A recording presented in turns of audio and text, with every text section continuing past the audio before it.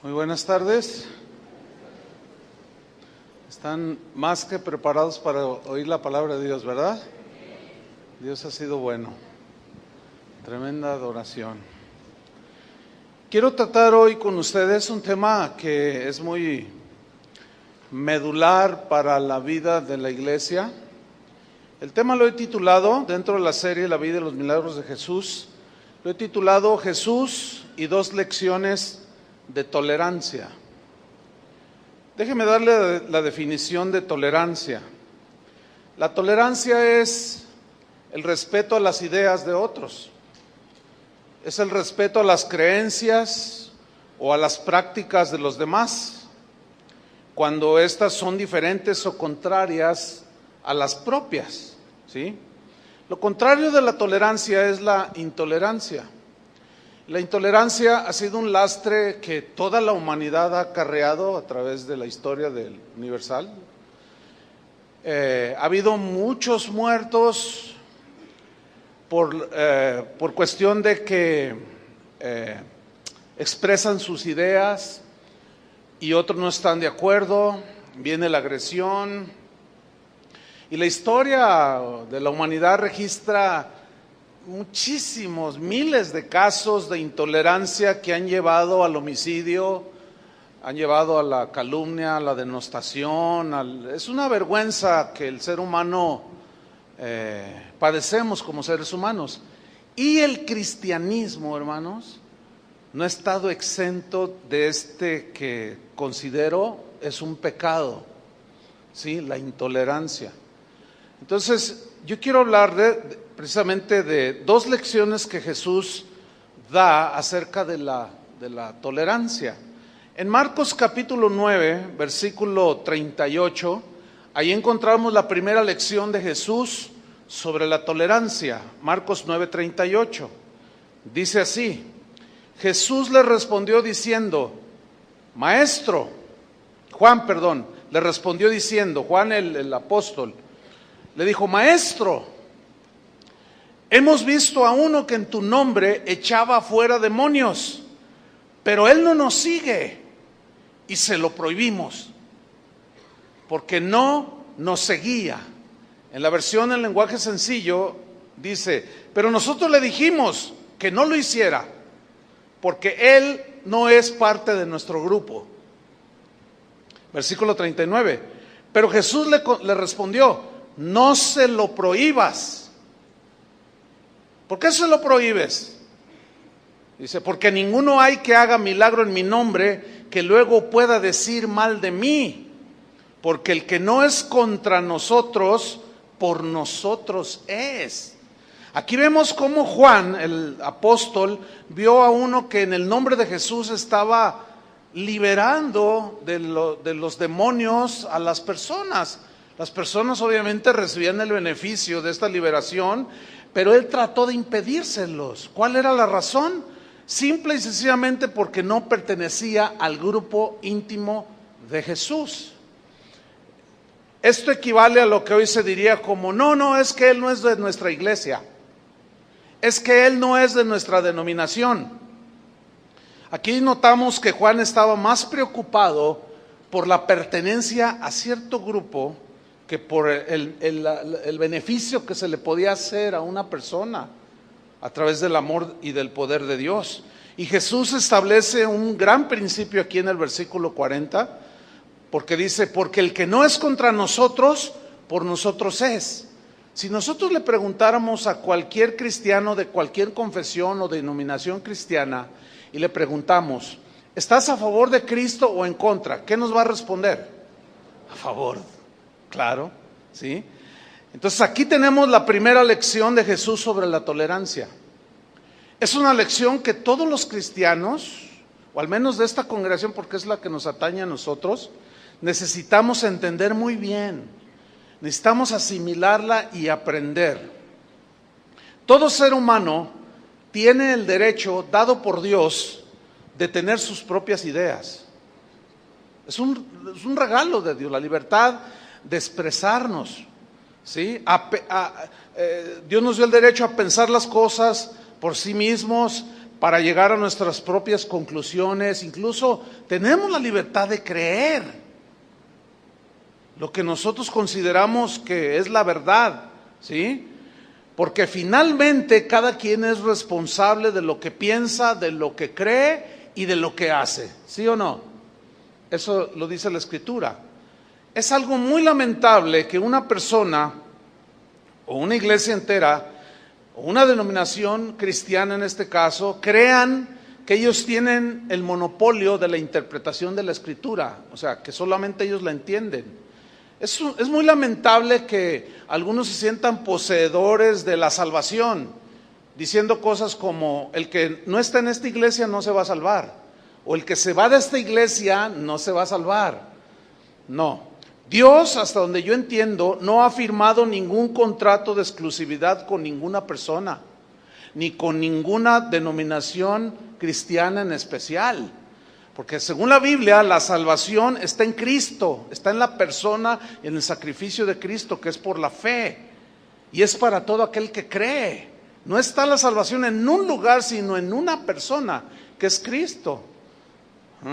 No hay nadie que posea toda la verdad sobre Dios y su palabra. No existe un solo cristiano que pueda decir: yo conozco de manera absoluta todo el ser de Dios. No creo que exista alguien así. Aunque hay quienes sí creen poseer esta verdad, según ellos, y creen poseer toda la verdad. Esto es precisamente lo que ha llevado a muchos cristianos a ser intolerantes con los demás. La intolerancia, pues, es una señal de arrogancia. ¿Por qué? Pues porque excluye a los demás del grupo. Si no perteneces a nosotros o andas con nosotros, entonces no, eres un pobre tonto ahí que dice que es cristiano y que dice que sigue a Dios, pero no, tienes que estar con nosotros. Por eso todas aquellas expresiones de: no, mira, vente con nosotros porque acá con nosotros sí está bien, es intolerante, ¿sí? Es como decir: solo nosotros somos los que firmamos un contrato de exclusividad con el Señor. Solo nosotros entendemos la Escritura, y eso, mis queridos hermanos, no existe. Todos tenemos el derecho de pensar y de expresar lo que creemos. ¿Me puedes subir monitor, por favor? Repito, todos tenemos el derecho de pensar y de expresar lo que creemos. De todos los derechos humanos, el más apreciado es la libertad de hablar, de expresar las ideas. Sin embargo, esto tiene sus límites.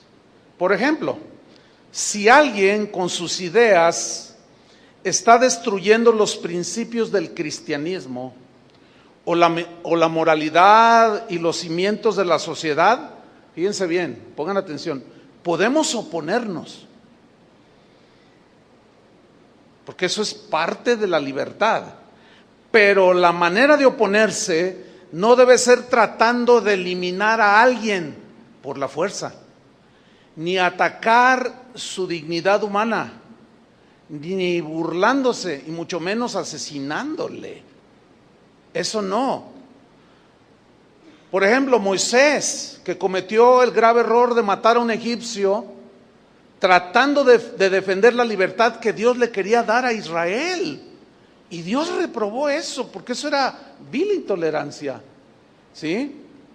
Pedro, el apóstol, en una ocasión, cuando a Jesús lo prendieron, dice la Escritura que sacó una espada para defender al que amaba. ¿Tú amas a Jesús? ¿Hasta qué grado? De dar tu vida, ¿cierto? Pero ¿te pondrías con pistolas y machetes a defenderlo? ¿O a defender tu fe? No. Sin embargo, Pedro, vemos aquí que él todavía estaba pues en un proceso de entendimiento, de crecimiento, para llegar a un nivel que más al rato vamos a ver, al nivel en el que él llegó. Pero él sacó la espada. Ahora dice la Biblia que tiró un tajo con la espada y que le cortó la oreja a un siervo del sumo sacerdote. Pero aquí viene una pregunta: ¿realmente Pedro quería cortarle la oreja? Créanmelo que no. Él quiso cortarle la cabeza, volarle la cabeza o partírsela en dos. Pero se entiende que en un ágil movimiento el siervo del sumo sacerdote lo esquivó y solamente le cortó una oreja, y Jesús lo reprendió y le dijo: Pedro, mete esa espada, guarda esa espada, porque el que hierro mata, a hierro muere. Esa no era la enseñanza de Jesús, de defender su doctrina, su enseñanza a través de la violencia física o verbal. Por eso dice: todos darán cuentas de las palabras ociosas, que ya estudiamos, ¿se acuerdan? Entonces le dice: no, guárdala. Entonces él guarda la espada, y yo me imagino así como: ¿qué? Pues ¿quién te entiende, Señor? Pues si yo te amo, yo daré mi vida. Sí, pero así no. Así no. Pasan los años, llegamos a Primera de Pedro, capítulo 3, versículo 12, donde allí ya vemos a un apóstol transformado totalmente. Y él escribió lo siguiente, Primera de Pedro 3:12: porque los ojos del Señor están sobre los justos y sus oídos atentos a sus oraciones, pero el rostro del Señor está contra aquellos que hacen el mal. ¿Y quién es aquel que os podrá hacer daño si vosotros seguís el bien?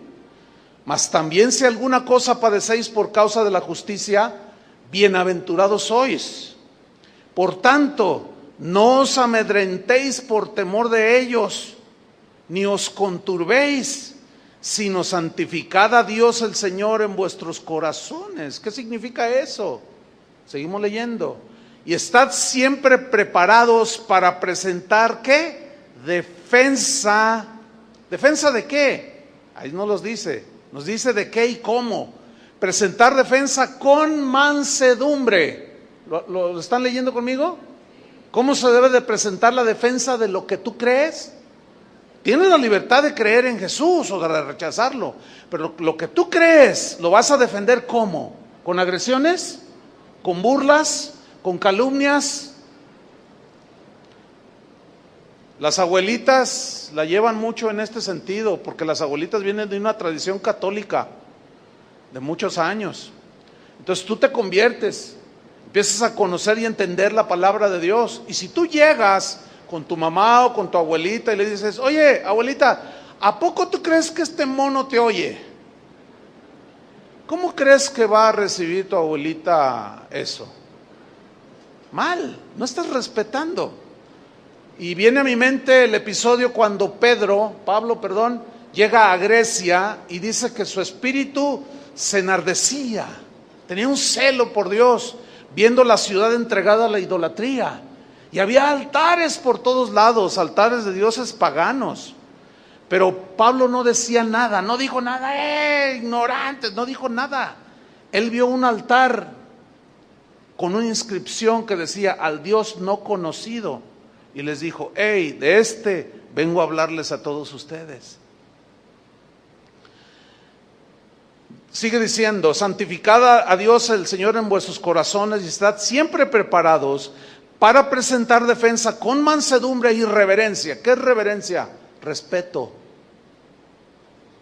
Ahora, ¿a quién vas a respetar? Al quien le estás presentando tu creencia, tus ideas, tus conceptos.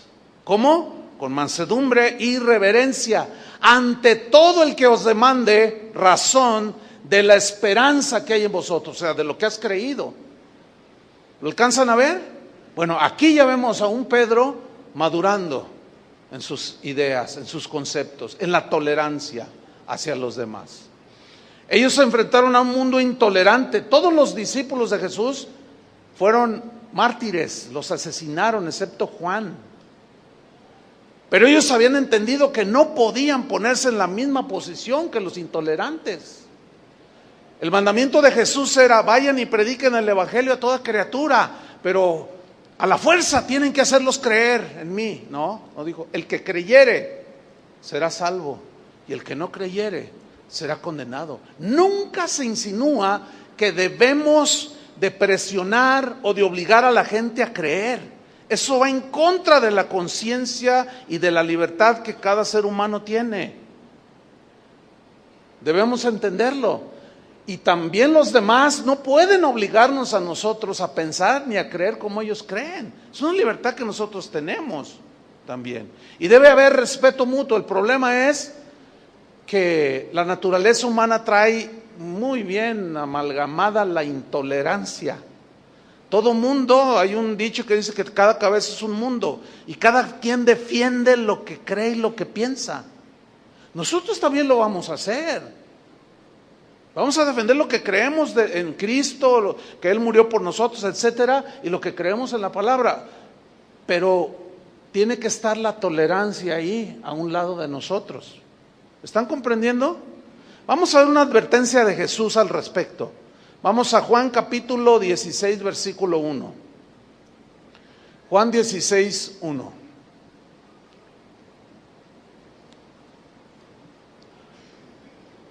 Dice así: estas cosas os he hablado para que no tengáis tropiezo. En otras palabras, Jesús les está diciendo, miren, les estoy diciendo estas cosas para que no llegue un momento en que digan, es que yo no sabía que ser cristiano me iba a costar esto hasta la vida. No, yo se los estoy diciendo para que no tropiecen y se turben y digan, ay, es que mejor no. No, dice versículo 2. Los van a expulsar de las sinagogas. Y aún viene la hora cuando cualquiera que os mate pensará, creerá que rinde servicio a Dios. Y esto harán porque no conocen al Padre ni a mí. Mas os he dicho estas cosas para que cuando llegue la hora os acordéis que ya os lo había dicho. Aquí Jesús está haciendo una advertencia. Se van a encontrar con un mundo intolerante. Socialmente, religiosamente, espiritualmente. Se van a encontrar con un mundo que no acepta otras ideas más que los que ellos. Con gente que no acepta otras ideas, otras formas de vivir, más que la que ellos creen y viven. Se van a enfrentar con ellos. Y algunos llegarán a pensar que cuando los maten estarán rindiendo servicio a Dios, pero esto lo harán porque no conocen a Dios ni a mí. ¿Se acuerdan de Saulo de Tarso cuando aparece en la escena ahí en el libro de los Hechos? ¿Cuál es el contexto? Un cristiano de la iglesia llamado Esteban, uno de los diáconos, predicó un mensaje poderosísimo que dice que cuando lo estaban escuchando los intolerantes religiosos, crujían los dientes en contra de él. De tal manera era su intolerancia que lo apedrearon hasta morir. Quedó hecho pedazos allí con el cráneo destrozado. Y dice que junto al cuerpo de Esteban estaba un joven llamado Saulo que consentía en su muerte y respiraba amenazas contra los discípulos. ¿Quién era ese Saulo? Bueno, era un fariseo. Era un miembro, dicen muchos, del Sanedrín, de los principales religiosos que profesaban el judaísmo. Pero se habían vuelto tan intolerantes que pensaban que aún asesinando, eso le iba a agradar a Dios. Conocemos la historia de Pablo, cómo su conversión. Posteriormente, pues pasan los años y él empieza a crecer en el Señor, empieza a asimilar. De hecho, se dice que después de Jesús, Pablo es el que más ha aportado al cristianismo, con las epístolas que el Espíritu Santo le inspiró. Vemos en el libro de los Hechos, en el capítulo 26, a un Pablo contando su testimonio y aceptando que él había sido un intolerante, lo cual en ese momento ya no era, que él había llegado a asesinar. Y miren todo lo que él mismo dice de él. Él había transgredido esa libertad que los seres humanos tenemos. Y dice en Hechos 26:9, yo ciertamente había creído mi deber hacer muchas cosas contra el nombre de Jesús de Nazaret. Fíjate, él tenía esa convicción, él creía que si se oponía al supuesto Mesías, Él estaba agradando a Dios. Dice, yo sentí que creí que ese era mi deber. Lo cumplió, sí, pero asesinando. Versículo 10. Lo cual también hice en Jerusalén. Y luego dice, yo encerré en cárceles a muchos de los santos, o sea, de los cristianos. Dice, yo los metí a la cárcel, habiendo recibido poderes de los principales sacerdotes. Y cuando los mataron, yo di mi voto. Creo que el personaje más intolerante en la Biblia no puede ser que el apóstol Pablo antes de convertirse. Pero una vez convertido, él empezó a entender. Y dice, yo di mi voto, versículo 11. Y muchas veces, dice, muchas veces, castigándolos en todas las sinagogas, los forcé a blasfemar. Y enfurecido sobremanera contra ellos, o sea, contra los cristianos, en toda la potencial de intolerancia que él tenía en ese momento, dice, los perseguí hasta en las ciudades extranjeras. Qué espíritu y qué actitud tan más horrible.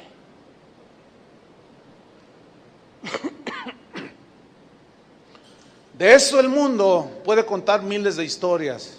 El problema es que esto afectó el cristianismo. La intolerancia se sigue presentando. Vamos a hacer un poco de historia. En la Edad Media, los jueces, los torturadores de la llamada Inquisición, Santa Inquisición, protagonizaron muchos episodios vergonzosos. En la España de aquel tiempo hay muchas historias muy vergonzosas respecto al proceder de la Santa Inquisición, que fue impuesta por la Iglesia Católica. Ellos, los inquisidores, estaban plenamente seguros de que al matar a los adversarios del catolicismo, o a los ateos o a los herejes, estaban rindiendo un servicio a Dios. Cuando ellos tomaban a los que en la época de la Reforma estaban dejando la Iglesia Católica y los agarraban, los apresaban, ellos al torturarlos pensaban, ellos creían que estaban haciendo un servicio a Dios. Ellos consideraban que su fe, los católicos de ese tiempo, les permitía quitarle la vida a los que no creyeran como ellos. Ellos pensaban de manera contundente que estaban tratando de salvarlos del infierno. ¿Cuántos crímenes, hermanos, se han cometido en nombre del cristianismo? Esto es muy vergonzoso. La pregunta es, ¿vamos a continuar escribiendo de parte nuestra historias de intolerancia? ¿Sí o no? Yo estoy convencido y tengo esta convicción de años atrás, que renuncio de manera deliberada a ser intolerante. Ahora, es obvio que hemos aprendido al correr de los años. Esta congregación tiene 33 años. Pero la Biblia es un libro que muestra los errores, por ejemplo, de un rey David. Habla de que era un hombre conforme a su corazón, pero no esconde sus errores. Habla de su adulterio y habla de asesinato. No calla el asesinato de con aquel egipcio. ¿Entienden? ¿De qué nos habla esto? De la imperfección humana. Pero fíjense, la Biblia, Pablo escribió posteriormente, dijo que estas cosas se escribieron para nuestra enseñanza. La pregunta es, ¿aprenderemos la lección y seremos tolerantes con las ideas? Como algo les compartía yo de las leyes que ahora están avalando el matrimonio homosexual. Escúchenme bien, no que estemos de acuerdo con lo que ellos dicen, pero podemos expresar nuestras ideas en contra, siempre y cuando no sea en tono de burla, de agresión, ni física, ni cuando van en la calle y los ves de la mano y les digas un indirecto. No. ¿Me estoy explicando? ¿Por qué? Ellos demandan tolerancia de parte nuestra, porque somos intolerantes. Ahora, nosotros también queremos que nos respeten ellos, ¿no? ¿Sí o no? Ahora, si ellos no nos respetan y se burlan, retrógradan, es asunto de ellos. Pero nosotros no vamos a entrar al juego de la intolerancia. ¿Por qué? Porque esto va a provocar sin duda pleitos, calumnias, agresiones físicas que pueden llegar a quitar la vida a una persona. Y eso es lo que tenemos que evitar, hermano. No podemos involucrarnos en eso. Jesús dijo que esto sucedería porque no conocían a Dios ni a Él lo suficiente. La tragedia de la iglesia es que muchos se han afanado en propagar su idea del cristianismo creyendo tener el monopolio de la verdad y de la gracia de Dios, mientras haya quienes crean que solo ellos tienen la verdad absoluta y completa acerca de Dios y su palabra, seguirá reinando la intolerancia, hermanos. Esa posición de sentirse poseedores de la verdad y que solo lo que yo creo eso es estrictamente la verdad y no tengo la menor margen de equivocarme, esa actitud es la que ha provocado que el cristianismo haya sido vituperado a través de la historia. Esta posición fue la que dio lugar a las cruzadas, o la llamada Guerra Santa. Las cruzadas fueron una serie de campañas militares impulsadas por la Iglesia Católica, por los papas, ¿sí? Eso es algo histórico, con el único objetivo de restablecer o de retomar el control cristiano sobre la Tierra Santa que los musulmanes llegaron y despojaron, ¿sí? Y echaron a los cristianos de la Tierra Santa. Entonces, los papas en los 200 años que duraron aproximadamente las cruzadas, hacían llamados al pueblo, a los hombres sobre todo, decían: ¿cuántos quieren defender su fe en Cristo? Alístense, y se alistaban. Y les daban una manta con una cruz, ¿sí? De allí el sobrenombre de los cruzados.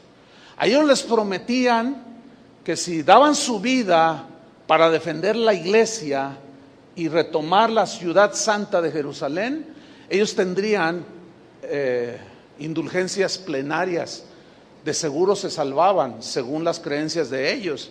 No, hombre, se enlistaron de una manera numerosísima, libraron batallas aquí y allá y hubo miles y miles y miles de muertos en el nombre de Cristo. Qué vergüenza, ¿no? Digan: no, sí, no, pues es que la Iglesia Católica se excedió. Al rato le vamos a voltear la tortilla y vamos a escuchar cosas que tal vez nunca han escuchado. Pero las cruzadas fueron principalmente contra los musulmanes, que también se caracterizan por ser muy intolerantes, ¿sí? Aunque en sus escritos sagrados habla de la intolerancia como en los escritos sagrados de nosotros, que es la Biblia. ¿Sabía usted que el Islam habla de tolerancia, de paciencia, de respeto hacia los... Pero igual que los cristianos se les olvida, y intolerantes contra intolerantes, no, es igual a muerte, es igual a desprecio, es igual a burla, es igual a todo lo malo. Bueno, las cruzadas no solo se dieron contra los religiosos musulmanes, se dieron también contra los judíos mismos, contra cristianos ortodoxos griegos y rusos, contra los mongoles, contra los cátaros, que eran una línea de cristianos, contra los husitas, que también era otra línea de cristianos, los valdenses, y contra todo aquel que se opusiera a Roma. Contra ellos ya era guerra santa contra ellos, y cuello, matazones, todo en el nombre del cristianismo, hermanos. Y corre la historia, estoy haciendo un brevísimo resumen, corre la historia aquí en nuestro país.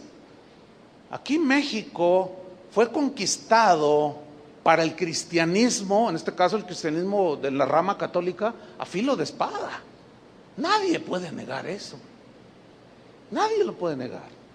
Yo tuve, cuando estaba en la secundaria, tuve una maestra que enseñaba historia universal, entre otras materias, y cuando nos tocó este asunto de los españoles, cuando habló de la conquista, la señora, yo me acuerdo, ella era creyente, pero ella tenía una adversión contra la iglesia, nos lo dejaba ver en lo que ella hablaba en su materia. Pero recuerdo que ella, cuando empezó a hablar de la conquista de los españoles, cómo vinieron e impusieron bajo la ley de la espada y con una cruz el catolicismo, el cristianismo, y golpeaba el escritorio y decía yo creo que hasta con alguna amargura y odio. Inconscientemente, pues, un joven, yo estaba muy joven, secundaria, sí logró sembrar algo en mi corazón. Yo lo ignoraba hasta que pasaron años, me convertí ya como pastor, y una vez iba a haber olimpiadas en España, creo, y todos los comerciales eran alusivos a España, obviamente, y hacían comerciales con el tono de los españoles. Entonces, cada vez que yo veía un comercial, yo los arremedaba. Y mi esposa me dijo, oye, ella nomás me miraba, y un día me dijo, ¿sabes una cosa? Tú tienes algo contra los españoles. Yo le dije, no, yo no tengo nada. Pues un día, hermano, Dios me llevó a España a predicar. Una noche antes de llegar a una iglesia a predicar, el Señor me habló y me dijo, tú tienes algo en contra y tienes que arrepentirte, tienes algo en contra del pueblo español. Y cuando Él me dijo eso, me empezó a aclarar todo y me trajo a la memoria lo que la maestra había sembrado en mi corazón. Miren, hermanos, reconocí delante del Señor que sí había algo de ello. Antes de tomar la palabra de Dios y de predicar, yo les dije, tengo que decirles algo a ustedes. Había como 200, estaba en Barcelona. Tengo que decirles algo. Y les conté la historia que ya les conté a ustedes. Cuando yo les dije, perdónenme. Mira, los hermanos que estaban ahí empezaron a llorar. Y me gritaban así desde los asientos, usted perdone, díganle a los mexicanos que nos perdonen a nosotros. Perdón, perdón. Y se empezaron a parar de sus asientos, empezaron a llegar conmigo y me abrazaban llorando, perdónenos a nosotros, sabemos todas las atrocidades que sí es cierto hicimos. Era un lloradero aquello, pero fue una sanidad bien bonita. Estaba en una iglesia cristiana. El famoso humanista Voltaire escribió una obra famosa que se llama Cartas Filosóficas.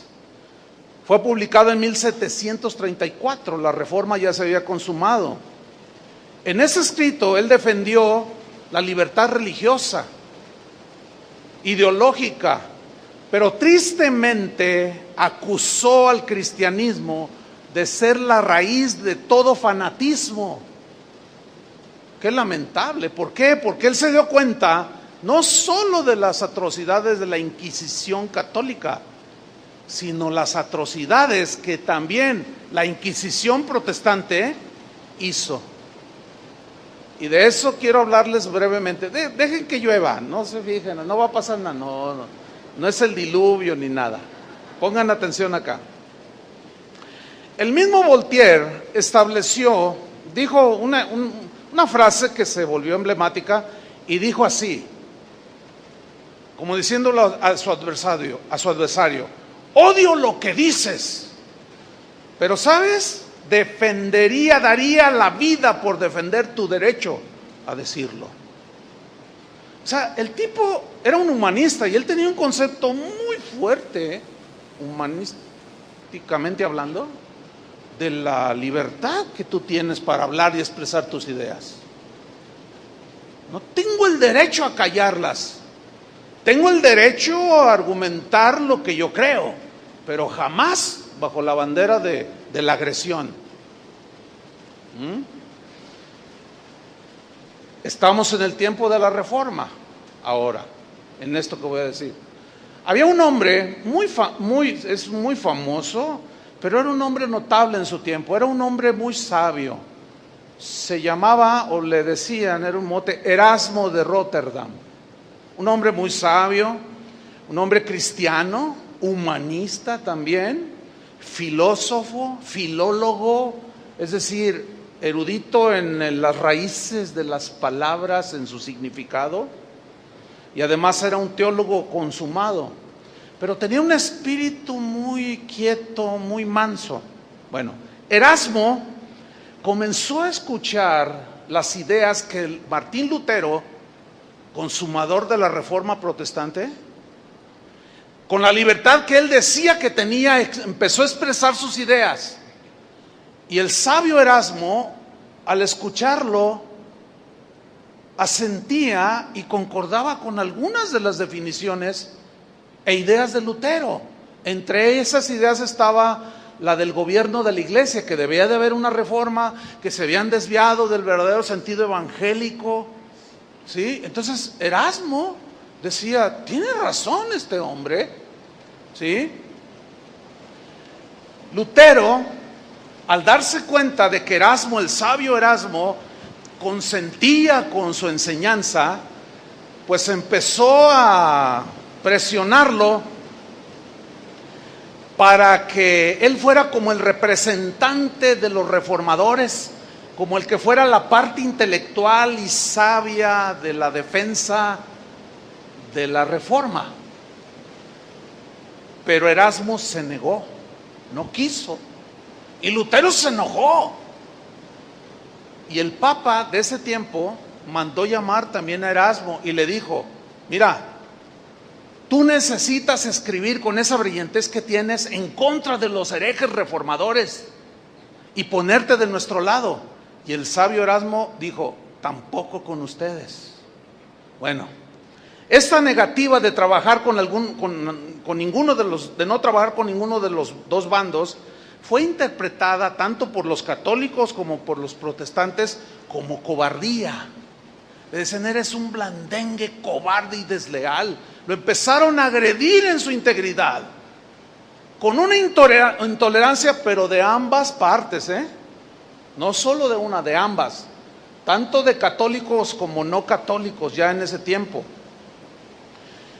Y un papa lo acusó y le dijo una frase que se hizo famosa en ese tiempo, que dice así, le dijo a Erasmo, usted, Erasmo, usted puso el huevo y Lutero lo empolló. Y el hombre sabio le respondió, sí, pero yo esperaba un pollo de otra clase. Una de las tragedias de la religión ha sido que muchos creen que están sirviendo a Dios. Y no se duda ese celo que se tiene. Otros argumentan que están defendiendo la sana doctrina, y hay que defenderla. Pero muchos el día de hoy lo están haciendo de manera intolerante, tachando a todo mundo de hereje, simple y sencillamente porque no creen como ellos creen, porque no creemos como ellos creen. Y para nosotros, para ellos nosotros somos herejes, estoy hablando así en ese sentido. Y nosotros los tachamos de herejes porque no creen como nosotros creemos. ¿Ustedes creen que eso es el Espíritu de Cristo? Créanme lo que no, hermanos. Créanme lo que no. En el desarrollo de la enseñanza se van a dar cuenta cuál es el verdadero Espíritu de Cristo. Persiguiendo a los que nosotros consideramos herejes. Ahora, hay herejías. Y de esas hay que ventilarlas como tal. Pero hermanos, hay diferencias entre los cristianos. Hay cristianos que no usan corbata porque dicen que es la vestimenta del hombre mundano. De verdad. Entonces, si usted va a una iglesia y usted va con corbata, mundano, te dicen. Y hay cristianos que creen que si el pastor no se pone corbata, está pecando. O sea, la corbata es ridículo. ¿Cómo hemos caído precisamente en lo que el Señor dice que no debemos hacerlo? Fíjese usted que en la época de la Reforma Protestante también se dieron crímenes en el nombre del cristianismo. En 1525 Martín Lutero escribió una obra titulada Exhortación a la Paz. En ella, Martín Lutero exponía sus argumentos en contra de la conducta altanera y despreciativa que estaban teniendo los ricos de ese tiempo, que ya habían abrazado la reforma. Se consideraban reformados, se consideraban cristianos, se consideraban gente salvada por fe, lavados por la sangre de Cristo. Bueno, este escrito que escribió Lutero los reprendía, les llamaba la atención, los estaba tratando de corregir a todos los gobernantes, porque ya había agarrado la reforma y había llegado a niveles de reyes que se habían hecho protestantes. Y él les dice, los exhorta pues a que haya paz y que dejen esa actitud altanera. Bueno, la historia de ese tiempo registra una masacre donde murieron más de 120,000 campesinos alemanes. Se conoce como la matanza de Weinsberg en Alemania. ¿Qué sucedió ahí? Algo pasó en el corazón de Martín Lutero que puede pasarle a cualquiera, hermanos. Ese es el punto, Porque así como decimos de la intolerancia católica, también tenemos que subrayar la intolerancia de la otra parte, que fueron algunos de los reformadores, entre ellos Lutero. Resulta que de pronto Lutero decide colocarse del lado de los ricos, de los gobernantes, de los príncipes, y condenó severamente a los campesinos que se sublevaban, empezaron a sublevar, empezaron a reclamar sus derechos. Ahora, pero ¿en base a qué empezaron a reclamar? Bueno, resulta que cuando Martín Lutero inicia su predicación, él mismo, por boca de él dice que jamás era su intención, o fue su intención, dividir la iglesia. Eso lo dice él. Muchos contemporáneos de él e historiadores aseguran que era cierto. El corazón de él no era dividir la iglesia. El corazón de él era reformarla, que volvieran a los principios evangélicos. Esa era su intención. Pero los intolerantes que estaban en el poder de la iglesia no soportaron eso y lo expulsaron de la iglesia, y vino definitivamente la división del cristianismo en la Edad Media. Bueno, cuando Lutero empieza él a dar mensajes, él levantó la bandera de la libertad de creencia. Y les decía, entre otras cosas, tú eres libre de creer lo que tú quieras, nadie te puede coaccionar, nadie debe presionarte, porque en ese tiempo la Iglesia Católica forzaba a la gente a creer como ellos decían que debían creer. No había libertad. Entonces, Martín Lutero toma esa bandera, claro. El pueblo, el vulgo, se volcó tras ese mensaje. ¿Puedo tener yo libertad de creer? Es que yo no creo que eso me oiga. Es que yo no creo eso. Tú tienes libertad de hacerlo. No, los seguidores se empezaron a remolinar alrededor de él por miles y miles. Él, Martín Lutero, tradujo la Biblia, el Nuevo Testamento, al alemán, pero al alemán del vulgo, al alemán que se solía hablar en esa época, con las palabras del pueblo, un alemán muy accesible a la gente sencilla. Ok. Gutenberg, inventor de la imprenta, fue contemporáneo de Martín Lutero, y el inventor de la imprenta imprimió el primer libro en la historia, y fue la Biblia. La mayoría de ustedes sabe esto, ¿no? La Biblia fue el primer libro pasado por la imprenta. Así es que salió por montones, pero como pan caliente, ¿sí? La Biblia empezó a correr por toda la Alemania de ese tiempo.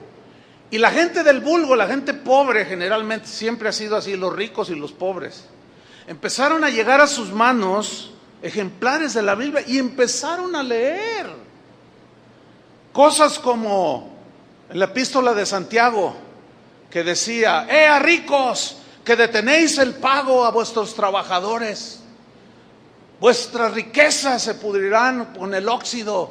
Por eso Martín Lutero, y esto está registrado en la historia, odiaba esa carta, no la quería, la epístola de Santiago. Decía que era paja y que el diablo había metido no sé qué ahí, y la desechó. Claro, porque se sentía aludido. Fíjese, aquel que pedía tolerancia se volvió intolerante. Increíble. Pero eso es ni más ni menos la debilidad de nosotros los seres humanos.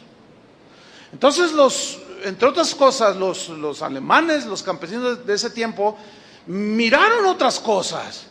De que los patrones, las autoridades debían de gobernar bien, debían de tratar bien a sus empleados, a sus obreros, a los campesinos, y no había nada de eso. Entonces se juntaron y fueron a reclamar con los hermanos dueños de las haciendas y de las fábricas. Y estos hermanos reaccionaron mal y dijeron: no. Entonces le comunican a Lutero de la rebelión de la chusma, ¿sí? Y él, de una manera inexplicable, se pone a favor de los ricos. Algunos de ellos habían financiado por años su trabajo de traducción, como que tenía cierto compromiso con ellos. Eso dicen los historiadores.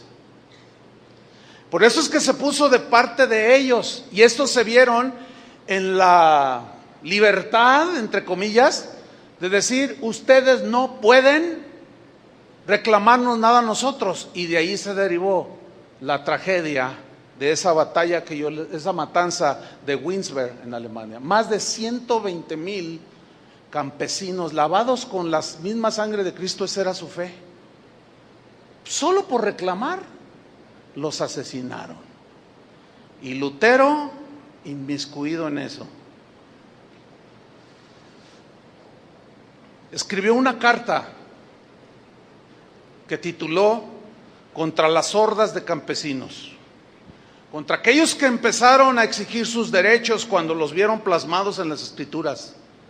Y de manera inexplicable, Martín Lutero en esa carta escribió lo siguiente, un extracto de lo que escribió: contra las hordas de esos asesinos y ladrones mojo mi pluma en sangre.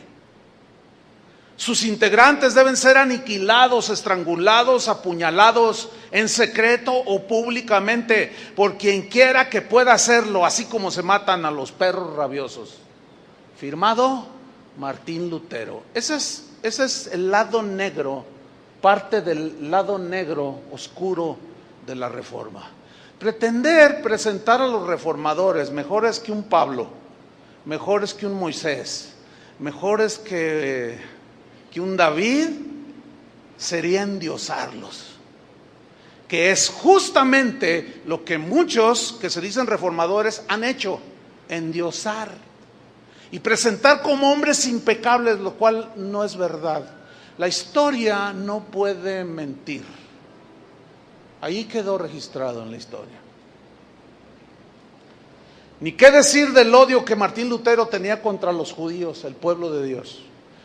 En su obra escrita en 1543, al final de su vida, un ensayo que tituló Los judíos y sus mentiras, dice textualmente así: había yo decidido no escribir nunca más ni de los judíos ni contra los judíos, pero esta gente malvada y miserable no cesa de tratar de destruirnos a nosotros los cristianos.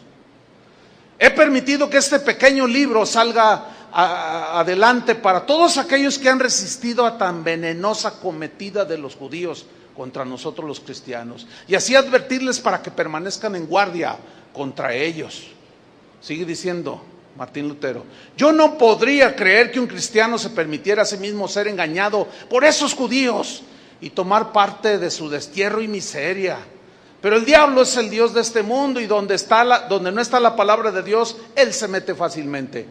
No solo entre los débiles, sino también entre los fuertes, o sea, ellos, ¿no?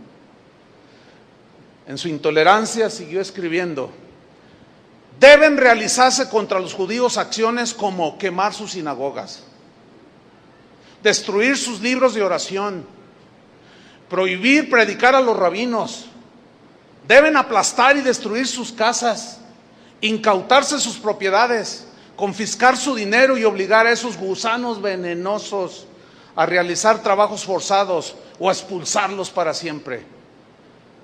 Escuche bien, muchos historiadores aseguran que Adolfo Hitler se inspiró en su odio mortal contra el pueblo judío en los escritos de Lutero. El Hitler de la Alemania,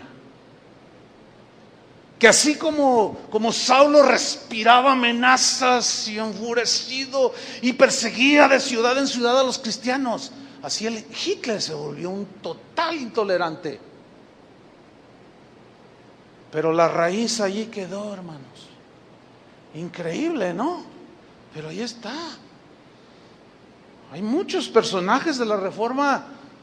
Hay uno al cual le apodaron el dictador de Ginebra, avecindado en Ginebra, originario de Francia, que así como Pablo, yo encerré en cárceles a muchos de los santos, habiendo recibido poderes de los principales sacerdotes, y cuando los mataron, yo di mi voto.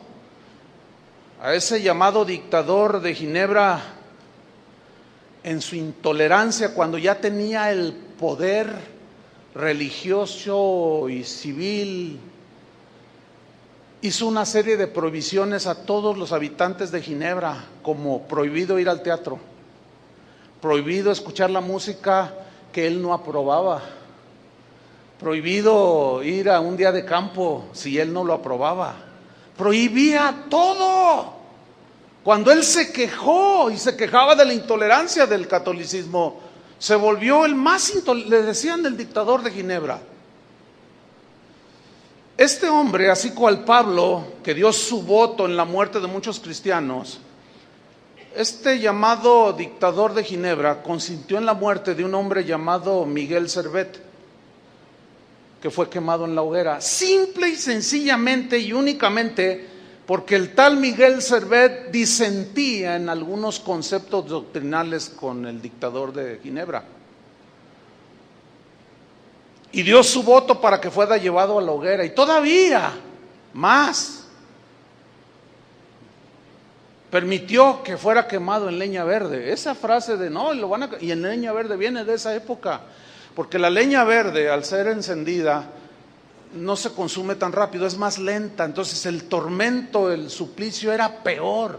Escuchen bien lo que voy a decir. Bueno, voy a repetir lo que dicen los historiadores. Hay documentos que prueban que la Inquisición protestante fue peor que la Inquisición católica. Porque los registros de la Inquisición católica, ahí están, muestran que cuando la gente pedía clemencia, las acusaciones eran falsas, otras verdaderas, pero no era como para llegar a matar a alguien por disentir en las ideas o en las creencias. Pero cuando pedían clemencia a sus verdugos, registra la historia que los perdonaban. Pero cuando se dio del lado protestante, como a Miguel Servet, que pidió clemencia, gritaba: tengan piedad de mí, le atizaron al fuego, eres culpable. Y hizo un par de escritos este dictador de Ginebra, que lo había agarrado primero la Inquisición católica y se les escapó. Dijo: no, este tiene que morir, y de mi parte no descansaré hasta no llevarlo a la muerte. Y cuando finalmente lo apresan y le dan la sentencia en la hoguera, él dio su voto, así como Pablo, simple y sencillamente porque disentía de algunos puntos doctrinales de las Escrituras. Dentro de esta tragedia destaca la defensa de este ejecutado Miguel Servet por ideas religiosas. Hayan sido herejías o lo que haya sido, nunca justifica, hermanos, asesinar a una persona. ¿Están de acuerdo con eso? Nunca. En esa historia triste resalta la defensa que hizo del tal Servet un hombre llamado Sebastián Castellion. Este hombre dijo: matar a un hombre no es defender una doctrina, es matar a un hombre. Cuando los ginebrinos ejecutaron a Servet, no defendieron una doctrina, mataron un hombre. Al que mata un hombre se le denomina asesino. Ay, hermano, que ya te volviste en contra de la reforma. No confundan, por favor. Porque si hablamos de los pecados de David, tenemos que hablar también de nuestros errores, ¿o no? Creo que sería honesto hacerlo también, ¿no? Yo di una serie sobre la historia de la iglesia, pero era un esbozo, hermanos. 12, 15 enseñanzas sobre, hermanos. Muchos tal vez ni siquiera se imaginan el volumen de información que hay sobre la reforma, los episodios gloriosos de la reforma, pero también el lado oscuro de la reforma. Y por obvias razones, yo plasmé en un par de capítulos los horrores del papado. ¿Sí? Y mencioné brevemente las aportaciones de algunos de los reformadores, no de todos, sino de algunos cuantos, por el bien de la reforma de la iglesia. Me faltó tiempo, pero no lo traté de encubrir, jamás. Esta información no la sé de ayer. Esta información tiene siglos. El asunto es que ahora por el internet tiene más acceso. Tenemos más acceso a volúmenes escritos, libros completos. Entonces cuando alguien, el otro día me escribió un pastor, me dijo: mire lo que descubrí, y era algo de esto, estaba así como impactado, ¿no? Yo no lo había visto, no, yo pensaba que los reformadores, tú pensabas.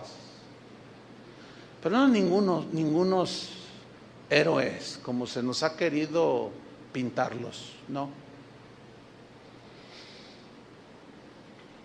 Este tal Sebastián Castellion, un hombre muy brillante también, cristiano, creyente, empezó a ser perseguido por el dictador de Ginebra, el que consintió en la muerte de Miguel Servet, y le hizo un escrito a este dictador.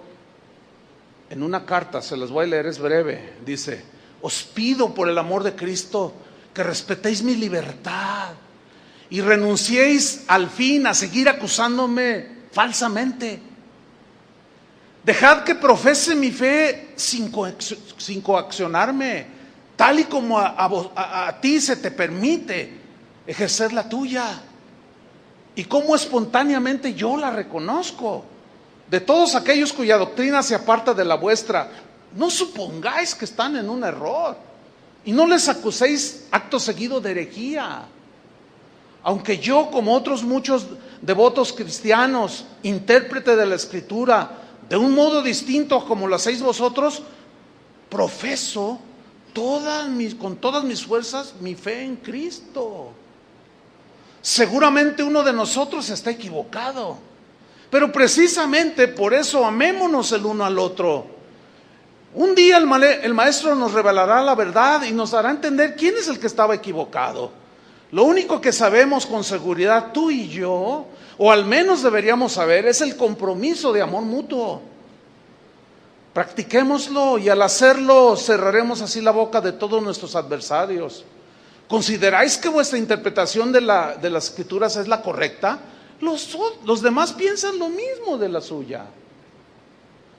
Que los más sabios se muestren, por tanto, como los más fraternales, y que no permitan que su saber les vuelva arrogantes, pues Dios lo sabe todo y doblega a los orgullosos y ensalza a los humildes. Bueno, aquí surge una pregunta obvia: ¿y cuál fue la respuesta del reformador de Ginebra? ¿Saben cuál fue la respuesta? Sebastián Castellion fue perseguido de manera tenaz, encarnizada, por este reformador, y finalmente lo desterró de Ginebra, Suiza. Lo mandó a volar simple y sencillamente porque no pensaban igual. La intolerancia brilló en todo su esplendor en aquellos años bajo el cielo de Ginebra. Vamos rápidamente a ver la segunda lección de Jesús sobre la tolerancia. Lucas capítulo 9, versículo 51. Lucas 9, 51. Vean esta historia y créanla porque somos cristianos y está en la Biblia. ¿Están listos? Lucas 9, 51. Cuando se cumplió el tiempo en que él había de ser recibido arriba, o sea Jesús, allá en el cielo después de su sacrificio, afirmó su rostro para ir a Jerusalén. Y envió mensajeros delante de él, los cuales fueron y entraron en una aldea de los samaritanos para hacerle preparativos, mas no le recibieron. ¿Se acuerdan de Jesús en su diálogo con la samaritana? Dame de beber. ¿Cómo tú, siendo judío, me pides a mí que soy mujer samaritana? Porque judíos y samaritanos no se tratan entre sí. Tenían pleito de tipo religioso. Nuestros padres adoraron en este monte y vosotros decís que es en Jerusalén, le argumentaba la señora esa, la del cántaro, la samaritana. No, le dice. Y Jesús le dice, no, mujer, créeme que la hora viene cuando ni en Jerusalén, ni en este monte, ni en Jerusalén adoraréis al Padre. Estaba echando por tierra toda centralidad de un lugar específico para adorar a Dios. Estaba rompiendo todas las barreras sociales, políticas y religiosas. No se llevaban los samaritanos y los judíos. Y los judíos decían, no, yo no puedo entrar a una aldea de samaritano. Por eso es cuando vieron a Jesús que hablaba con la mujer, se maravillaron. Pero ese maravillarse no es así como, ¡ay, qué tremendo! Le está compartiendo. No. El maravillarse ahí significa, ¿qué? ¿Ya viste cómo es posible? El maestro, sí, lo estás viendo. Mira con quién habla. Con una mujer, así dijeron. Y además es samaritana. Los apóstoles del amor, en todo su esplendor, sacando toda su intolerancia y su pleito religioso. No le recibieron, dice el versículo 54. Viendo esto sus discípulos, Jacobo y ¿quién más? Juan, otra vez Juan, el llamado apóstol del amor. El que dijo, hijitos, amados los unos a los otros, porque el amor es de Dios, y el que no ama no ha conocido a Dios, porque Dios es amor. Otra vez en un acto de intolerancia, el que dijo, aquel que dice yo amo a Dios y aborrece a su hermano es homicida. No amemos de palabra, sino de hecho y en verdad. Nosotros le amamos a Él porque Él nos amó primero. El apóstol del amor envuelto por segunda ocasión en la intolerancia. Sí, mis queridos hermanos, sí. Vean cómo la Biblia no nos esconde el lado débil del ser humano. Lo tremendo de esto es que Juan no se quedó estancado en su intolerancia. No se quedó en el fango de la intolerancia, ni en el desprecio hacia aquellos que no creen como él. No. Pero aquí lo vemos otra vez. Jacobo y Juan dijeron, Señor, miren lo que le dijeron, ¿quieres que mandemos que descienda fuego del cielo como hizo Elías y los consuma? ¿Cuántos quieren ese tipo de creyentes fervorosos, llenos de celo por la sana doctrina y defendiendo con furor y valentía lo que ellos creen que Cristo hizo por ellos?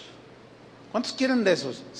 Fíjate, tenían tanta fe, Señor, nada más da la orden y hacemos que descienda fuego del cielo. Y a todo aquel que no venga a nuestra iglesia, que no crea como yo, que no crea como los reformadores, que no crea como fulano, que no crea como sultano, que son a los que yo sigo, que el fuego los consuma.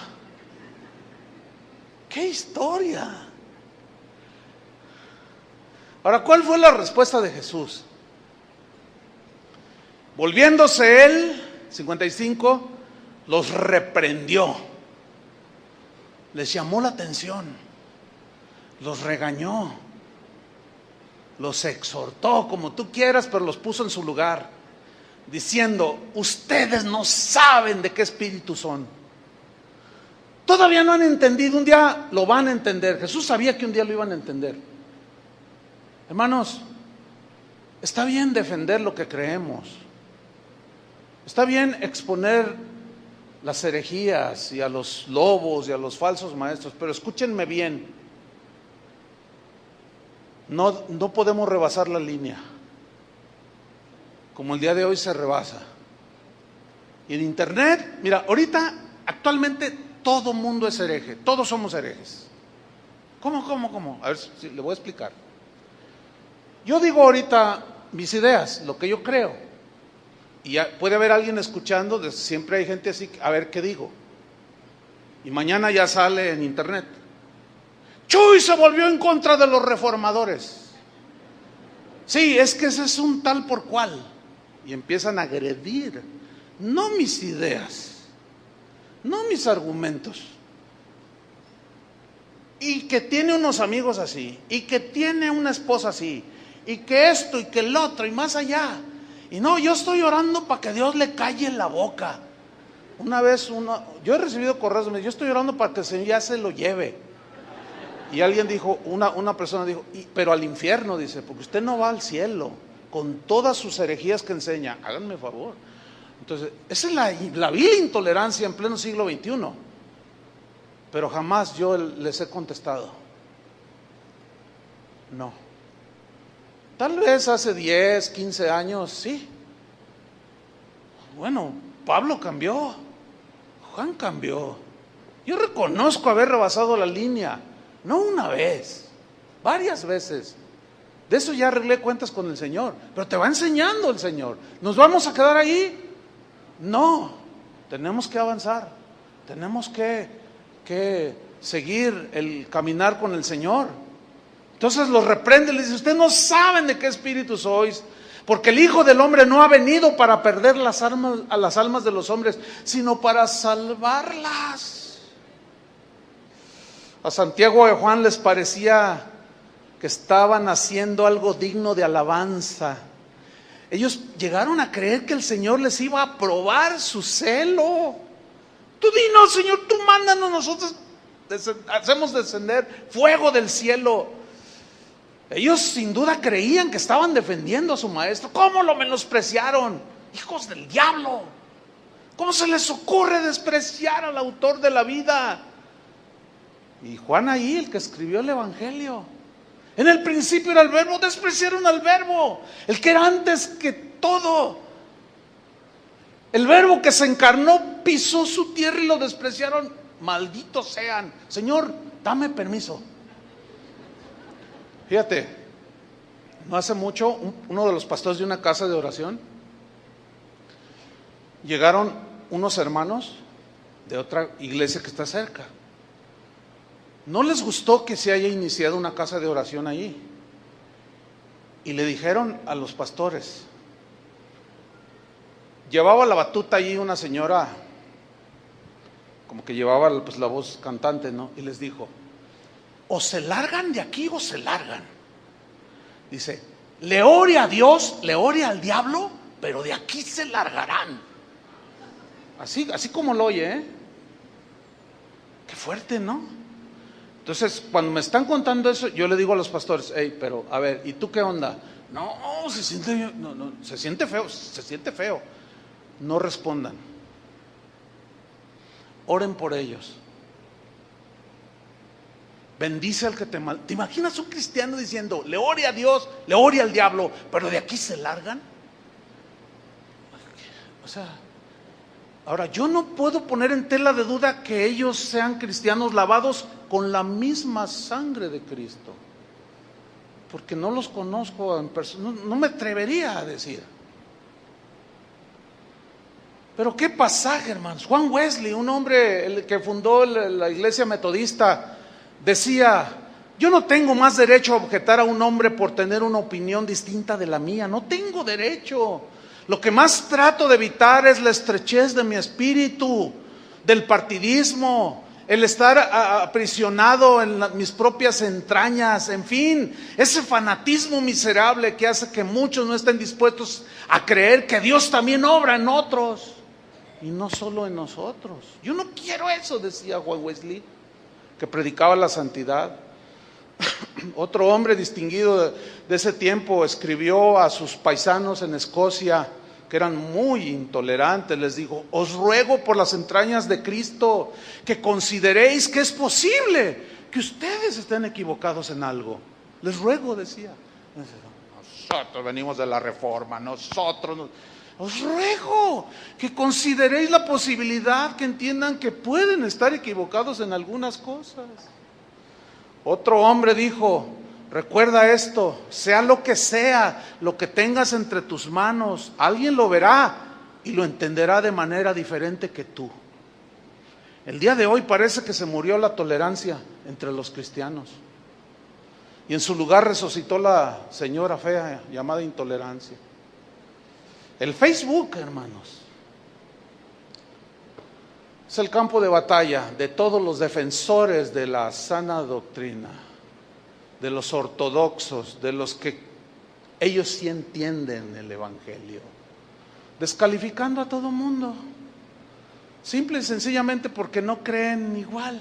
¡Hereje!, dicen, te vas a ir al infierno. Y tienen tanta fe como Juan y Jacobo en su primitivo estado. Decir, yo cuando le oro a Dios, Él me responde mis oraciones. ¿Y cómo vas a orar? ¿Quieres que mande fuego del cielo y consuma a todos estos de la luz del mundo porque siguen a un hombre? Líbrenos Dios, hermano, de hacer eso. Déjalos, que no conciliemos con la idolatría y su doctrina, ese es otro asunto. Pero ellos tienen derecho, ¿o no? Y podemos debatir sus creencias, que según lo que nosotros entendemos de la Biblia, están torcidas. Pero jamás rebasar la línea, ¿entienden? De agredir a uno de ellos.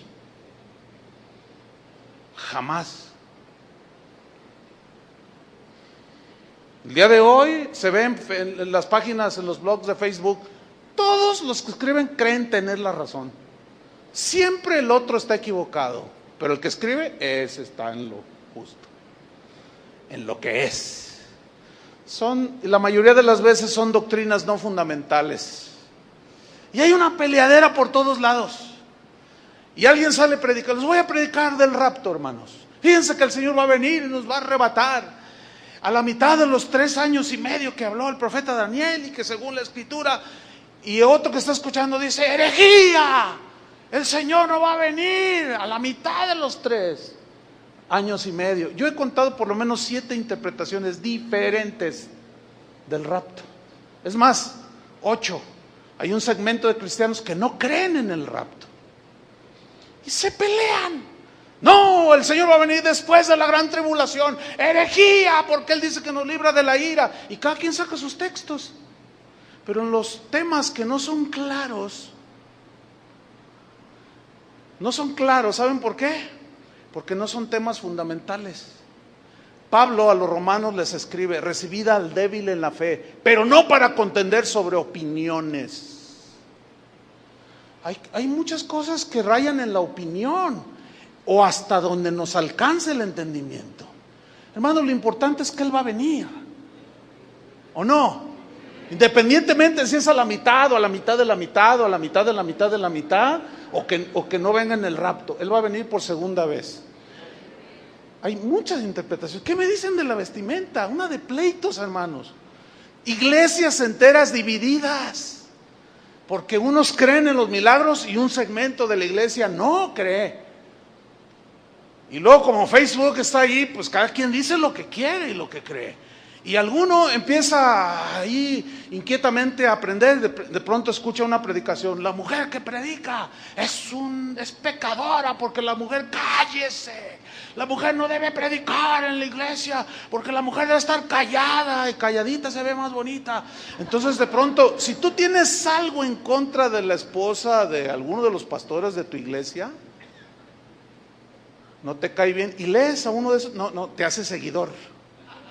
No, pero pues como anillo al dedo. Y luego llegas con el disco, dice, mira, escucha esto. Y no, de veras, las mujeres deben quedarse calladas. Es que, señoras, calladitas se ven más bonitas. En esta iglesia no permite, luego otros, ¿verdad? Claro, si ellos quieren que sus mujeres queden calladas, cállenlas. Nosotros no creemos así. Pero yo no voy a ir a esa iglesia, no los voy a tachar de herejes, aunque ellos nos tachen de herejes. Como dijo un bloguero que es poco intolerante, dijo, yo voy a decir algo, pero iglesias donde tengan mujeres que predican, hay pecado. Yo no dije nada. ¿Qué voy a decir? O sea, eso raya en... Bueno, es que para mí aquí dice que la mujer se calle. Bueno, ese es tu entendimiento del punto, yo lo entiendo de otra manera. O va a afectar nuestra salvación porque una mujer hable o se quede callada. Pero iglesias enteras se han dividido, hermano. Una casa de oración se dividió porque un predicador le soltaron el púlpito y empezó a decir muchas cosas que él cree, que nosotros no creemos, y no faltó quien lo siguiera. Y entre esas era que la mujer calladita se ve más bonita. Nosotros no creemos así, pero no nos vamos a pelear ni vamos a tachar a medio mundo de hereje, aunque ellos nos tacharan. ¿Están entendiendo el mensaje, hermanos? Ya ni qué decir de los dones del Espíritu Santo. Unos los niegan, otros los aseguran. Los milagros, no, sí existen. Nosotros creemos en milagros, pero hay cristianos que dicen son del diablo. Y diciembre es el mes del martirio para muchos, porque es una guerra, casi la Navidad se debe celebrar, que es fiesta pagana, y una peleadera entre los cristianos por temas secundarios. Si tú tienes libertad de celebrar, celébrala. Si tú opinas que no tiene nada malo, debemos de respetar. Y si alguien dice, pues yo, a pesar de la libertad que tú tienes tener, para mí sigue siendo pagana, está bien, yo respeto tu concepto. Yo no te voy a llamar hereje. En eso incluyen los diezmos, que si son de la ley, que si no. Y esto, claro, los que no quieren dar les cae como anillo al dedo. Dicen, no, esto es el evangelio, dicen. Y la obra se detiene porque la obra necesita recursos. Pero ellos aseguran que la gente ya no debe dar, así lo entienden. Y el milenio, pues, ¿qué? No les puedo hablar del milenio, de que si es literal o simbólico, de que si la salvación es para unos poquitos o es para todos, y toda una peleadera. Y se ofende el uno al otro. No, yo ya sabía que tú eres... Hermanos, debemos tener presente que cualquier doctrina o creencia encaja en la sana doctrina por la clase de personas que reproduce.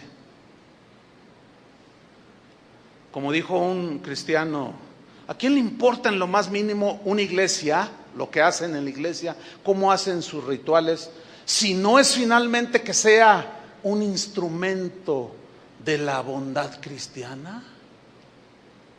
La cuestión no es cómo se gobierna tu iglesia, qué creen o qué no creen, sino en qué clase de personas está reproduciendo la iglesia. Hay una vieja fábula, estoy terminando, antigua, que narra más o menos así. Un hombre tenía un anillo que le llamaban el anillo transformador. El anillo transformador, así se llamaba. Es una fábula, no van a decir, yo estaba enseñando herejías, eso no está en la Biblia. Es que no falta, ¿no? Entonces, había un hombre que tenía un anillo transformador, tenía un ópalo maravilloso, precioso, que hacía que el que lo llevara puesto en su mano adquiriera un carácter dulce, amoroso, paciente, perdonador, sincero con todo el mundo. Amaba a todos. El anillo siempre se pasaba por tradición de padre a hijo y siempre funcionaba. El que se lo ponía era transformado en un hombre que todos respetaban, porque era un hombre bondadoso, perdonador, amaba a la familia. Con el paso del tiempo llegó a las manos de un padre que tuvo 3 hijos. a los cuales amaba con un amor igual a los tres. ¿Qué podría hacer cuando llegara el momento de darle a uno solo el anillo? Porque ellos eran tres y el anillo era uno solo. El Padre ideó y mandó a hacer dos anillos exactamente iguales que el anillo mágico, que el anillo transformador, de forma que nadie pudiera notar la diferencia. Pasaron los años y en su lecho de muerte llamó a uno a sus tres hijos, y a cada uno le entregó dirigiendo unas palabras de amor y de bondad. Era un hombre bondadoso, bueno, amable, paciente, tolerante, diría yo. Y a cada uno de sus hijos les dio un anillo y les dirigió palabras.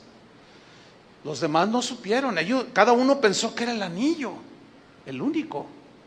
Cuando los tres hijos descubrieron que cada uno tenía un anillo semejante, surgió entre ellos una gran disputa en cuanto a cuál era el auténtico, quién tiene el verdadero.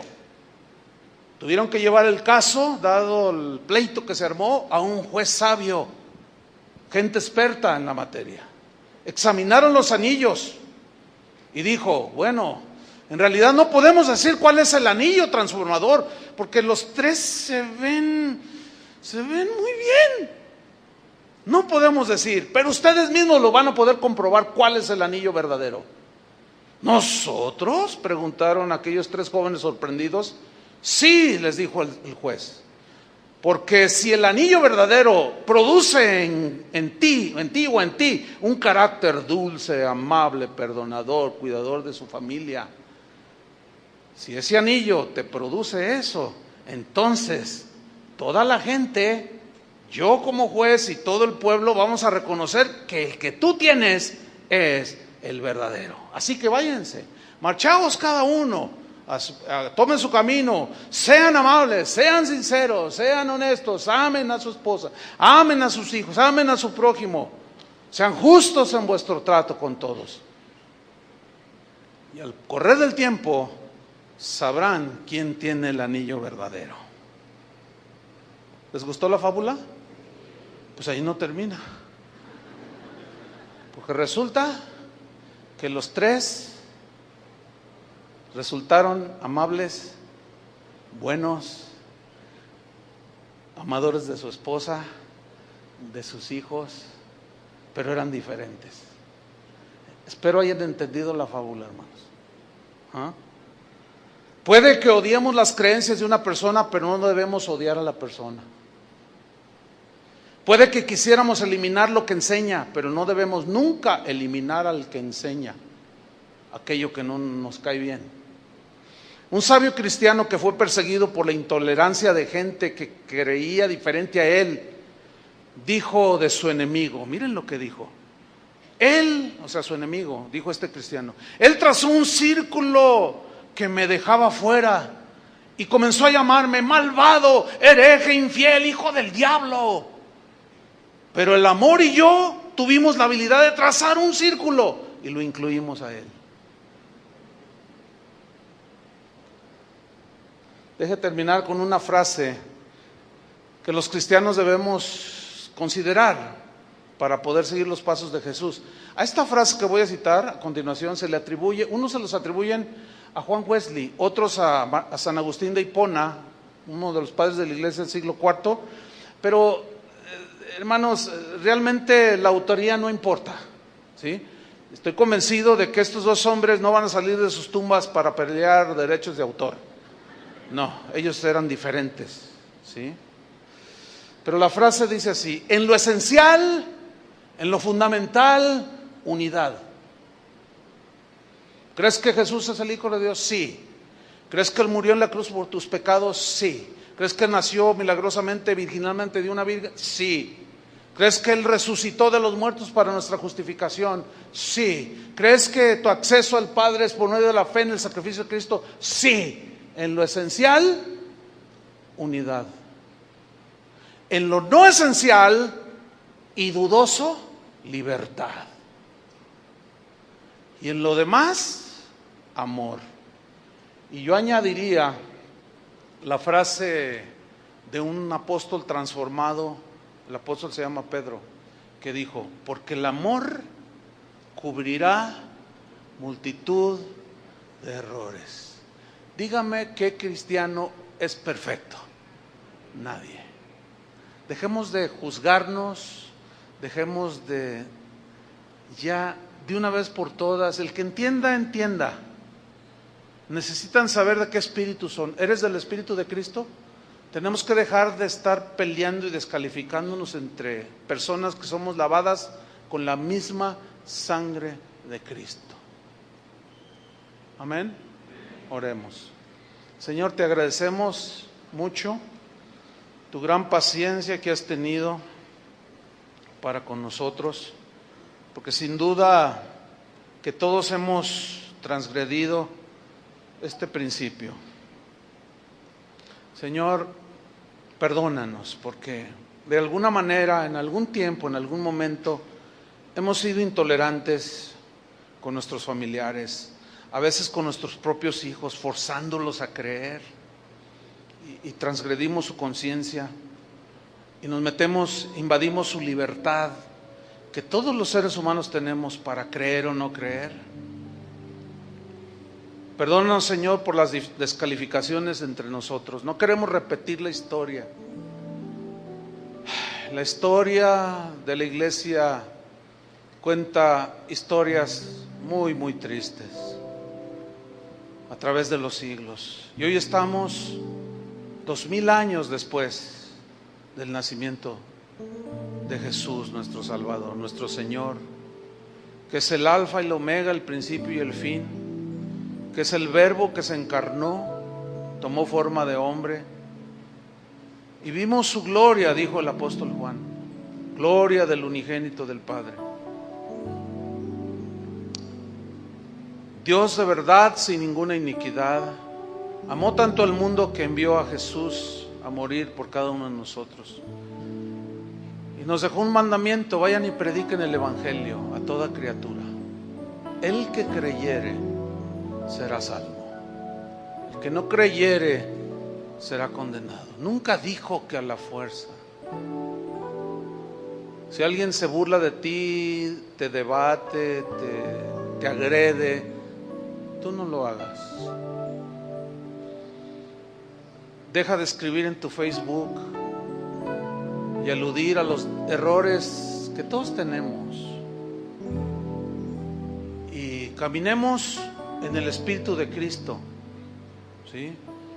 Y así como Pablo el apóstol sufrió una transformación de su intolerancia y de su odio, de igual manera Juan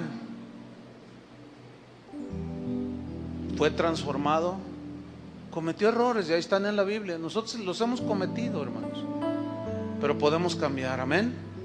Que la gracia del Señor Jesús esté en cada uno de nosotros para poder seguir adelante y cambiar y dejar la contienda y dejar de herirnos entre hermanos y hacer posible la oración de Jesús para que el mundo crea, que se amen los unos a los otros. En esto conocerá el mundo que son hijos de Dios y se aman los unos a los otros. Que cese la contienda. Amén, hermanos. El vituperio, la calumnia y todo eso, no. Nadie ha ganado, todos perdimos ahí. Que Dios los bendiga.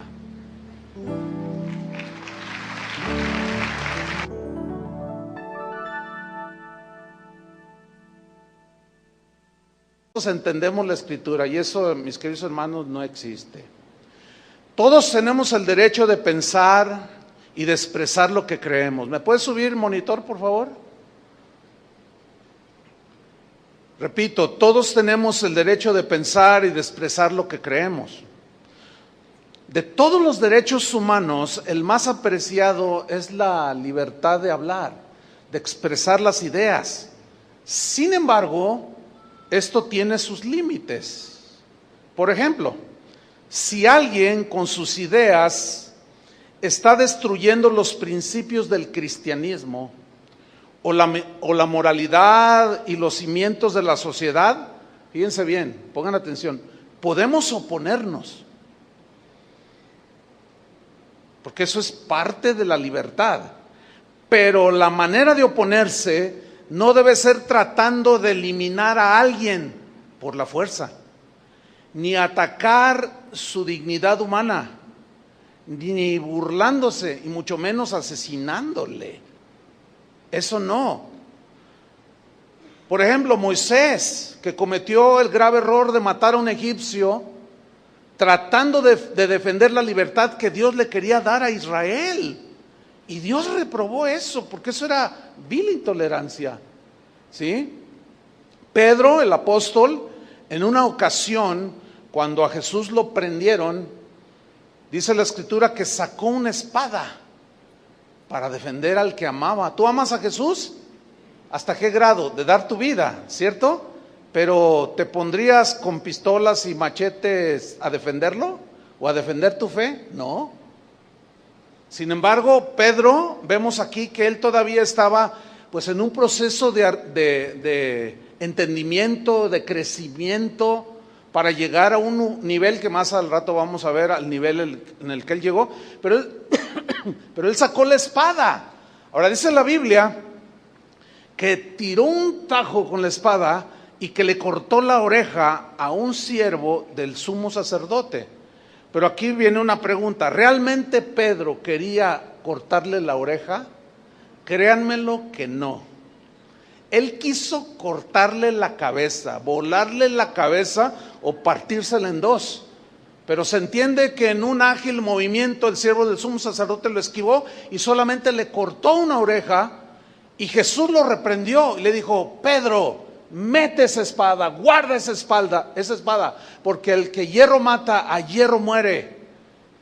Esa no era la enseñanza de Jesús, de defender su doctrina, su enseñanza a través de la violencia física o verbal. Por eso dice: todos darán cuentas de las palabras ociosas, que ya estudiamos, ¿se acuerdan? Entonces le dice: no, guárdala. Entonces él guarda la espada. Y yo me imagino así como, ¿qué? Pues ¿quién te entiende, Señor? Pues si yo te amo, yo daré mi vida. Sí, pero así no. Así no. Pasan los años, llegamos a Primera de Pedro, capítulo 3, versículo 12, donde allí ya vemos a un apóstol transformado totalmente. Y él escribió lo siguiente, Primera de Pedro 3:12: porque los ojos del Señor están sobre los justos y sus oídos atentos a sus oraciones, pero el rostro del Señor está contra aquellos que hacen el mal. ¿Y quién es aquel que os podrá hacer daño si vosotros seguís el bien? Mas también si alguna cosa padecéis por causa de la justicia, bienaventurados sois. Por tanto, no os amedrentéis por temor de ellos, ni os conturbéis, sino santificad a Dios el Señor en vuestros corazones. ¿Qué significa eso? Seguimos leyendo. Y estad siempre preparados para presentar, ¿qué? Defensa. ¿Defensa de qué? Ahí no los dice. Nos dice de qué y cómo. Presentar defensa con mansedumbre. ¿Lo están leyendo conmigo? ¿Cómo se debe de presentar la defensa de lo que tú crees? Tienes la libertad de creer en Jesús o de rechazarlo, pero lo que tú crees, ¿lo vas a defender cómo? ¿Con agresiones? ¿Con burlas? ¿Con calumnias? Las abuelitas la llevan mucho en este sentido, porque las abuelitas vienen de una tradición católica de muchos años. Entonces tú te conviertes, empiezas a conocer y entenderla, pero Él no nos sigue y se lo prohibimos, porque no nos seguía. En la versión en lenguaje sencillo dice: pero nosotros le dijimos que no lo hiciera, porque Él no es parte de nuestro grupo. Versículo 39. Pero Jesús le respondió: no se lo prohíbas. ¿Por qué se lo prohíbes? Dice: porque ninguno hay que haga milagro en mi nombre que luego pueda decir mal de mí. Porque el que no es contra nosotros, por nosotros es. Aquí vemos cómo Juan, el apóstol, vio a uno que en el nombre de Jesús estaba liberando de los demonios a las personas. Las personas obviamente recibían el beneficio de esta liberación, pero él trató de impedírselos. ¿Cuál era la razón? Simple y sencillamente porque no pertenecía al grupo íntimo de Jesús. Esto equivale a lo que hoy se diría como, no, es que él no es de nuestra iglesia. Es que él no es de nuestra denominación. Aquí notamos que Juan estaba más preocupado por la pertenencia a cierto grupo que por el beneficio que se le podía hacer a una persona a través del amor y del poder de Dios. Y Jesús establece un gran principio aquí en el versículo 40, porque dice, porque el que no es contra nosotros, por nosotros es. Si nosotros le preguntáramos a cualquier cristiano de cualquier confesión o denominación cristiana y le preguntamos, ¿estás a favor de Cristo o en contra? ¿Qué nos va a responder? A favor, claro, ¿sí? Entonces aquí tenemos la primera lección de Jesús sobre la tolerancia. Es una lección que todos los cristianos, o al menos de esta congregación porque es la que nos atañe a nosotros, necesitamos entender muy bien. Necesitamos asimilarla y aprender. Todo ser humano tiene el derecho dado por Dios de tener sus propias ideas. Es un regalo de Dios, la libertad de expresarnos, ¿sí? Dios nos dio el derecho a pensar las cosas por sí mismos para llegar. Muy buenas tardes. Están más que preparados para oír la palabra de Dios, ¿verdad? Dios ha sido bueno. Tremenda adoración. Quiero tratar hoy con ustedes un tema que es muy medular para la vida de la iglesia. El tema lo he titulado, dentro de la serie La vida y los milagros de Jesús, lo he titulado Jesús y dos lecciones de tolerancia. Déjeme darle la definición de tolerancia. La tolerancia es el respeto a las ideas de otros. Es el respeto a las creencias o a las prácticas de los demás, cuando éstas son diferentes o contrarias a las propias, ¿sí?